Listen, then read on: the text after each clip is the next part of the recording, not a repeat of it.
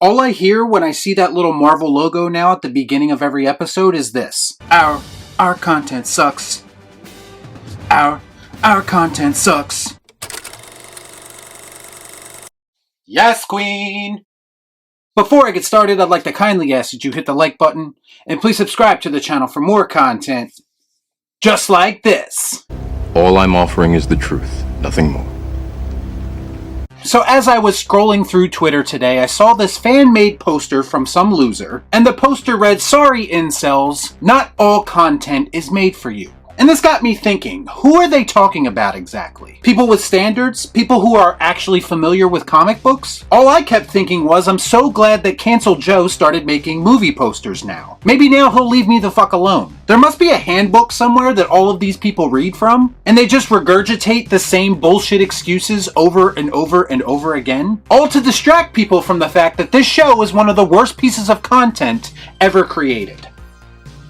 That's right, it stinks! It's gotten so bad that even so-called critics can't give an honest opinion about this show and admit how bad it is, because that would just make the incels look right. It's one thing if you enjoy bad content and you can admit that it's bad content in the process. Shit, I like cheesy bad movies just as much as the next person. But if you are, in all seriousness, defending this show just to prove other people wrong, then please admit that you're watching it as a fan and not as a critic, and stop lying to your subscribers if in fact you have a channel where you call yourself a critic. With each passing day that goes by, there is more and more proof that I am the only Joe on YouTube who gets angry sometimes that is worth your attention. I understood that reference. As if we needed more reasons to laugh at this train wreck of a show, Episode 6 manages to open up a whole new trash can full of garbage. The subplot of this episode involves your typical stupid case of the week, where some guy named Mr. Immortal is killing himself repeatedly to get out of marriages. Erroneous! Erroneous! Because men are pigs, men are cowards, men are deadbeat dads. You know, we've heard all this before. Blah, blah, blah. By the way, the people working at this law firm, including She-Hulk, are, I think, some of the worst lawyers ever put on film. In fact, they literally take the wives' side in this case when they are supposed to be representing Mr. Immortal. And we all know why that's happening. Yes, sir, go to the law firm of She-Hulk, Dumbass, and Useless if you would like your lawyer to give away all your assets to your ex-wives and not fight for you at all. The commercial writes itself. I don't give a damn what you think you are entitled to. Throughout the course of this case, and I use that term loosely, they bring up a website where people post videos and refer to its users as, quote, hateful man-babies. Should I feel attacked? I don't, because this show clearly thinks that it's more clever than it actually is. You lose! Good day, sir! They later actually show the website in the episode, and it's filled with hateful memes and death threats towards She-Hulk. This is the show's not-so-subtle way of referencing real-life toxic fan bases that don't actually exist. Marvel has gotten so good at deflecting criticism at this point, they're actually putting it into the storylines in their shows. Like I always say, they are the gift that keeps on giving. As for She-Hulk herself, and yes, this is a She-Hulk show, but there's a reason that I haven't talked about her much yet, and that's because, again, she really doesn't do anything. I don't get it. For the most part, I found her to come off like a complete bitch in this episode, actually. Especially when she very clearly admits that she showed up to a wedding rehearsal as She-Hulk because she wanted the spotlight for herself. Likeable character trait number 101 for the MCU She-Hulk. And yes, the majority of this episode features Jen or She-Hulk at a wedding. And there's even a fourth wall breaking joke in this because, you know, it's funny to be self-aware. It's funny that we're wasting everyone's time with an entire 20-minute episode that has nothing to do with anything and isn't serving a greater purpose. Fuck me, right?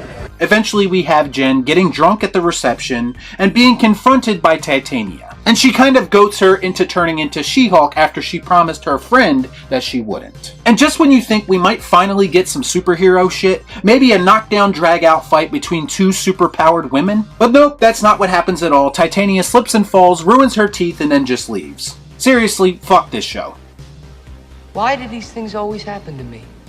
At the end of the episode, there's more hints about this mysterious figure that is trying to get She-Hulk's blood. But there's absolutely nothing intriguing or threatening about any of this, so at the end of the day, again, who gives a shit? The only way I can describe this show is the worst car wreck you've ever seen, mixed with a train wreck and a plane crashed on top of it. And Marvel just continues to devalue its already downward sloping brand. And at this rate, with God knows how many more She-Hulk episodes to come, it will be at the bottom of that slope and firmly implanted face first into a tree in no time. If this doesn't go down historically as one of the worst reviewed shows in the history of media, then I think we need to start taking a hard look at who we are looking to for honest, trustworthy opinions. Because the people defending this show ain't it.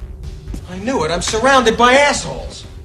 By the way, they really are delaying the inevitable, that being the on-screen character assassination of Daredevil. They've been hinting at it for what seems like decades, and yet no Daredevil again this week. It's been 84 years. Maybe Marvel Studios is just a little bit nervous about the inevitable backlash that will follow his introduction, and they're saving his appearance at the end so they can probably release something else right after this show ends to distract everyone. Or they're just doing what they've been doing lately, and that's teasing and referencing things that have a very lackluster payoff. To be honest, it's probably a little bit of both.